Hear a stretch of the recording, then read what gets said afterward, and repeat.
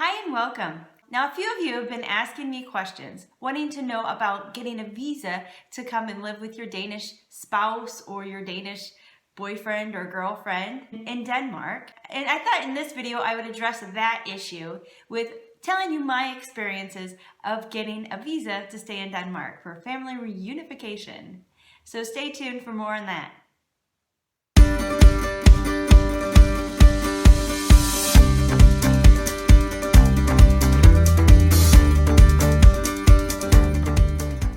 Hi again.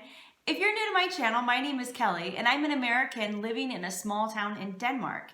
And I am married to a Danish man. So in order to come here, I had to go through a specific process with getting a visa for temporary residency enough to stay in Denmark.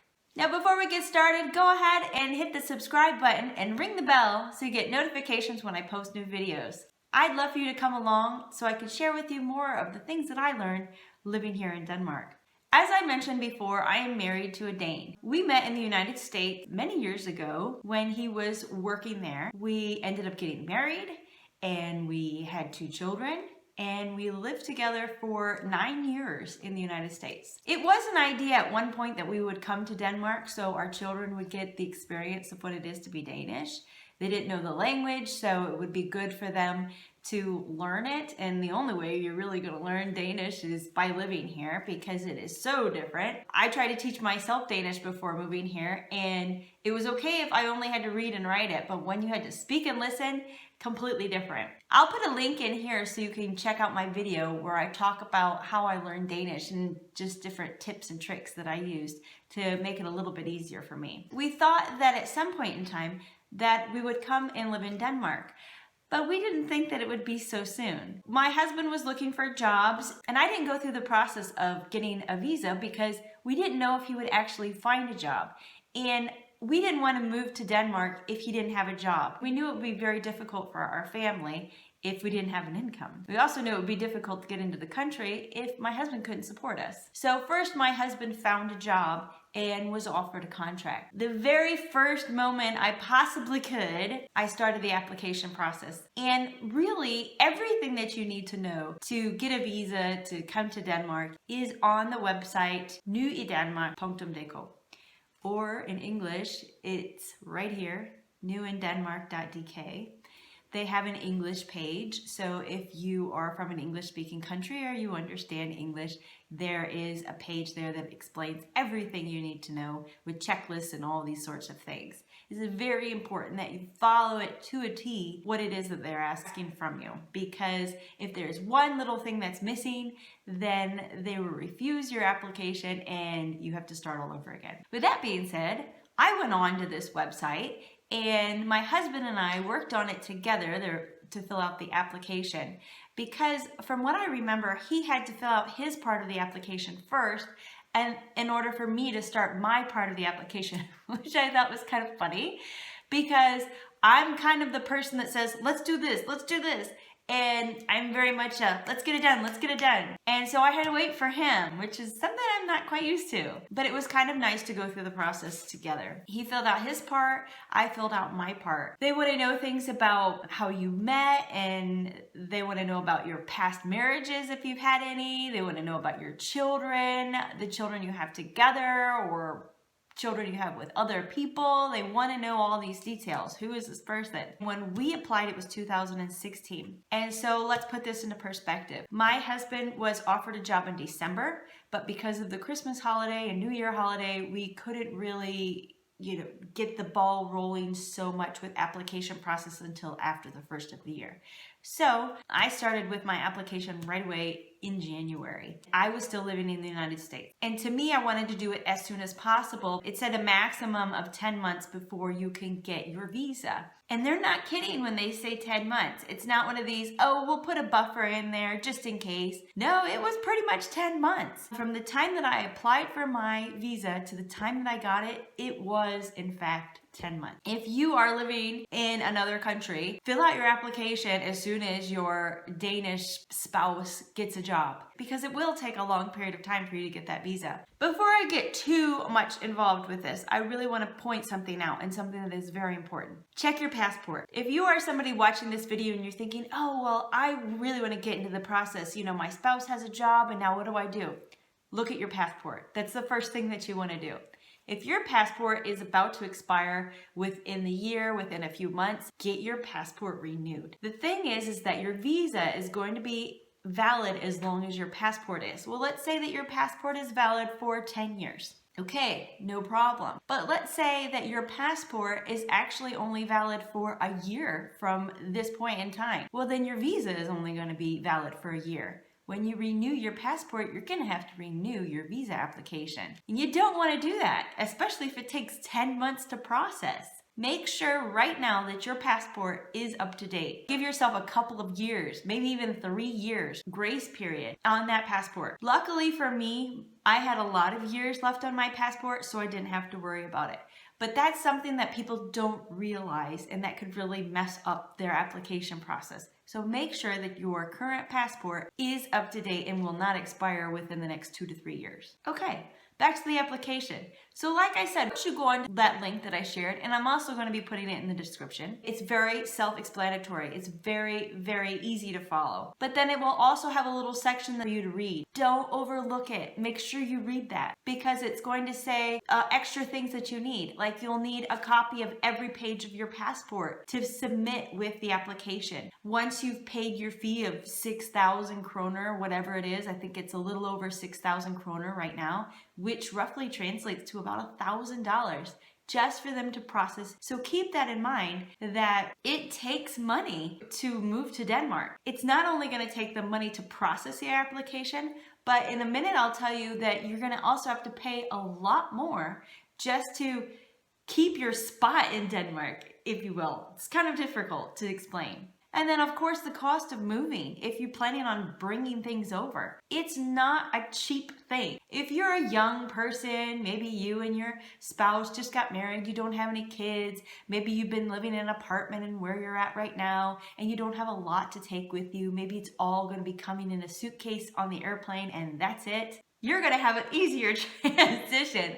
Let me tell you, instead of coming with 2 kids and a huge house full of stuff. That's another video. But what you want to make sure is that you have certain documents also included with your application. So once you filled it out, you printed it out, and you're going to be making your payment, you need a receipt of that payment.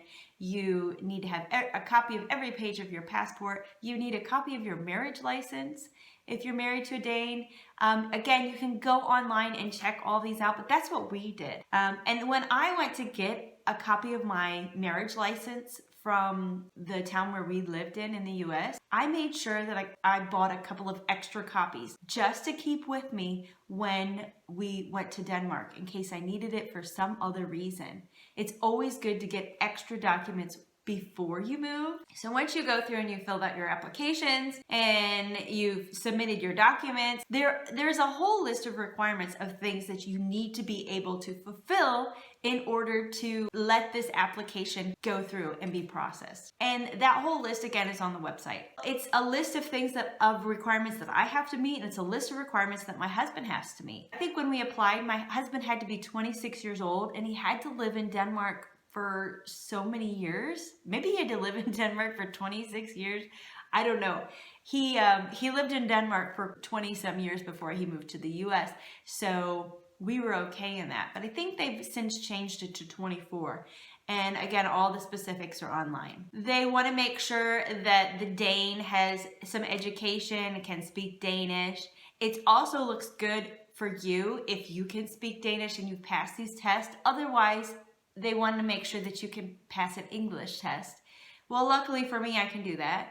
They also want to make sure that you have some sort of education. I think it's 1 year requirement that they ask for. I have a master's degree, so I'm great with that. But there are a lot of requirements, and they call these integration requirements.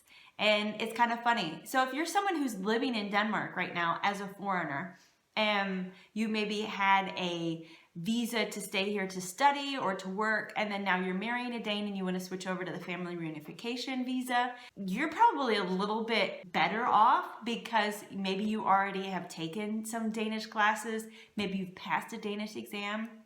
There are going to be other requirements after you move to Denmark, and once you get your CPR card, which in a way is kind of like a social security card. So if you're an American, that you know what I mean. So this card really, it allows you to do everything, but you can't get that card unless this paperwork gets processed. So that's something that you get actually before you get your visa. I filled out my application, I sent everything in, and then I had to go into the Danish consulate, and luckily for us, we lived near Chicago, so it wasn't very far. Just went into the city for a day, got my fingerprints taken, pictures taken, and that all kind of went off together. If there's anything missing from your application, they will return it to you and you'll have to go through the process again. So it's really important that you read everything beforehand.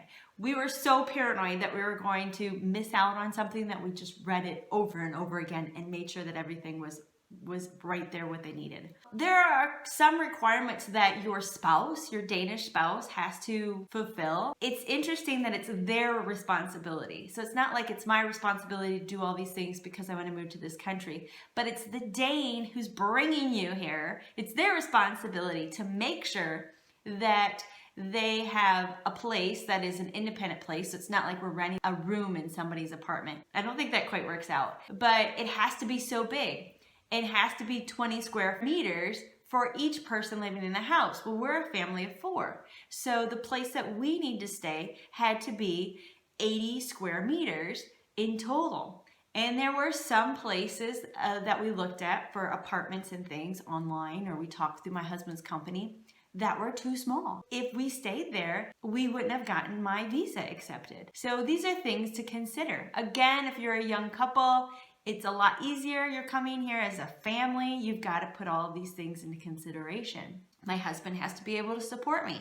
So that's why we waited for him to get a job, because that's part of the requirements. He has to be able to support me in the case that I don't work. I didn't get my CPR card until I think they said that it was all processed in the end of June, but because I think the summer holidays or whatever, I didn't get it until like the middle of July, and I didn't get my visa until October.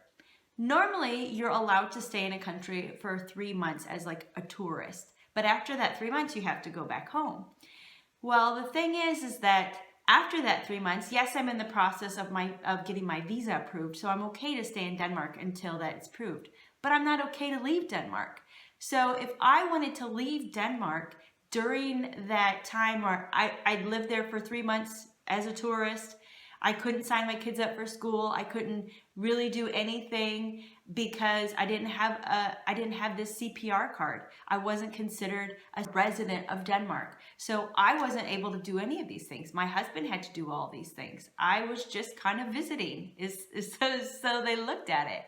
So after living there for 3 months, so we moved here in March of 2016, and I lived here for 3 months. And after that 3-month period was over, I wasn't allowed to leave Denmark until my visa came approved. Yes, I could go to a police station or an immigration office and request permission to leave the country.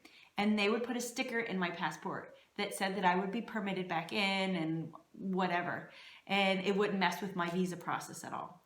So that's something to keep in mind. Just be aware that there are rules, and it's always a great idea to ask somebody in immigration, ask somebody at a police station about the process. 10 months is a long period of time to have to start it all over again. Before I told you, you had to pay a fee to get your visa processed. Well, that is not the only bit of money that you have to put forth in this. I went through the process in 2016. We had to pay a little over 50,000 kroner, and I think that's like $7,000 and something. And it's not like I'm giving it to somebody. I had to set up a bank account here in Denmark. It had to be something that I was not allowed to touch, I wouldn't have access to, But the kommune, or it's kind of like a county, you know, because we don't really have states in Denmark, we have kommunes, counties. And so they would have access to that money. So in a way, it was kind of like a bank account I set up, but it's almost as if I gave it to the kommune. They would give a little bit of the money back after I jumped through a few hoops. So after I lived here and I got my yellow card, I was able to start taking Danish lessons. And once you live here for 6 months, you have to pass a Danish exam. And when I say you have to pass a Danish exam, I mean you have to pass a Danish exam. There's a couple of requirements for tests that you have to pass. And if you don't pass them, then you can get sent home. So don't think, oh, it's okay, I'm not, I'm not gonna do this. If they mean 6 months, they mean 6 months. So it's not like, oh, I was sick that day, or oh, I got a flat tire. You need to plan accordingly, because this is not something you want to go through all this process and pay all this money and then have them say, oh, you got to go back home. And you got to start the process over. That doesn't sound like fun. That was the price in 2016. From what I have heard in 2019, that price has doubled. So now it is over 100,000 kroner that you have to put into this bank account. Once you take a test, they give you a little bit back at a time. But it's not a whole lot. They'll give you a few thousand back once you pass a test and you pass another test, and then you get permanent residency, which you could live here for 8 years before you get permanent residency. So that money is sitting there for a long period of time. So don't feel like, oh yeah, I've got all this money in case something happens. No, you don't. That money is way over there. When you are thinking about moving to Denmark, there is a very large financial strain that is going to be placed upon you. So when we think about, oh, well, I think, my husband's family can help us out. Really, are they going to be spending 14,000 US dollars in a bank account for you? Are they going to be giving you 1,000 US dollars just so you can apply for your residency? I've also heard that now that you have to pay for Danish classes, but that's an extra amount of money. It's a lot of things to consider. It's not just, oh, I'm going to go there as if it's a trip. All I need is a plane ticket. That's not the case. You have to sign on this application that you will be taking Danish lessons, that you will be integrating into Danish society. And you have to take this seriously. It's very difficult to kind of wrap your brain around everything, especially when you come to a place where everybody's speaking in a foreign language and you're like, what is going on? Yes, if you're in Copenhagen, people speak to you in English because they like it. But when you live in a small town and there are people out there, I meet Americans all the time. I meet people from other countries all the time who come to small towns in Denmark to be with their Danish wife or husband. And it's difficult to have a different life and to go through all this process. And then you have this kind of cloud hanging over your head where you're worried about, is it gonna get approved? Is it gonna get approved? 10 months is a long period of time. I'm so glad that I went through the process before we moved. I went through the process in January. We didn't move until March. So I had a little bit of time where I could still work in the United States and make money. I was able to put all of my affairs in order before we moved. I was able to maybe make some connections and do some networking and find out about the place that we're going to. Deal with school situations for my children. Don't rush yourself and say, oh, we got to go there. Even if your husband's job starts, let's say March 1st, and you're saying, well, I can't live without him.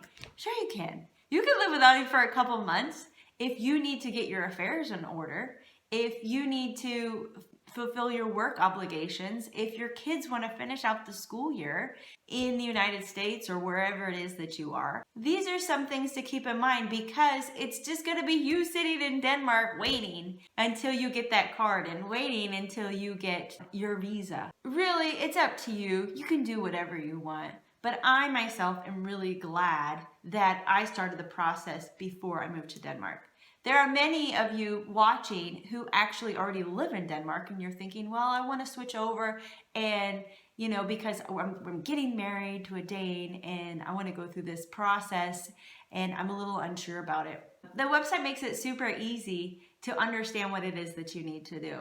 So just make sure that if you have any questions that you find the contact number on there, you contact somebody and they'll help you out straight away. So remember though that this visa that it takes 10 months to get is only valid for 2 years. I was contacted, I think 2 months beforehand and said, you need to start the application process again and resubmit because your visa is only good for 2 years.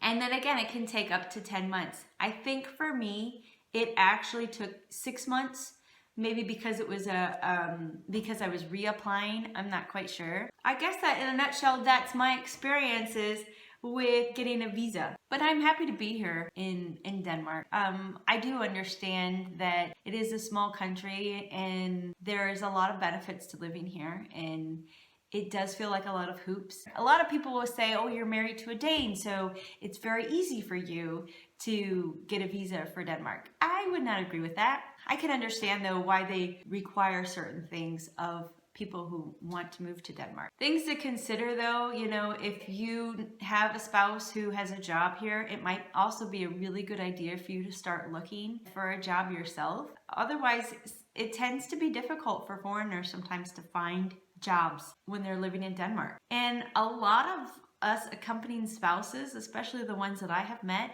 we're all highly skilled people. I mean, I was a teacher in high school before I moved here in the United States, and I'm certified to teach in the gymnasial level. If you're Danish, you know what I mean by that. I know other people who were doctors back home, or they were dentists or engineers, and lots of different occupations, lots of skilled and highly educated people.